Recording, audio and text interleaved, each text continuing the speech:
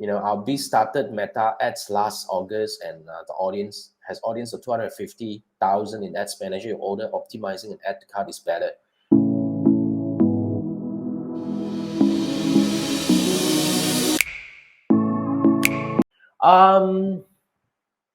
I would say for now, I mean, if you're okay now, if you're doing CPAS, if this is a CPAS, and if this is the e-commerce, of course, when I optimize for anything, I would consider optimize for the best event, which is purchase for me, in my opinion.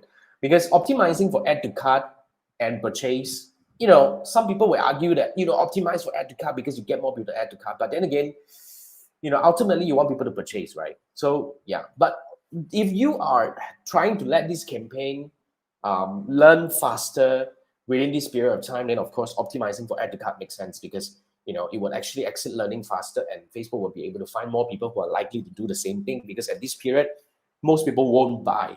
So add to cart is the main thing. So that makes sense.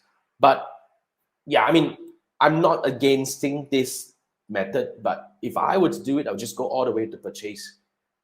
If it's like, for example, I'm having different situation here. If it's a Shopee CPAS or Marketplace CPAS, well, I will go for the purchase, because it doesn't make sense anyway. I mean, it doesn't really add learning to the campaign itself. For now, there's some reason that they're not, like the result is not really tracking the purchase. You have to look at the shared analytics to look at the numbers. But if it's your own website, I would say just go for the purchase. I mean, that's me. But your logic makes sense.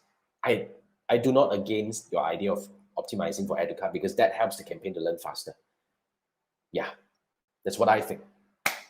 I hope I answered the question. There's no right or wrong in this. Just have to test. Bottom line is, you want to make sure that you are not going something that gives you a very high CPM and eventually might lead your whole campaign to some weird situation. I think it's fine.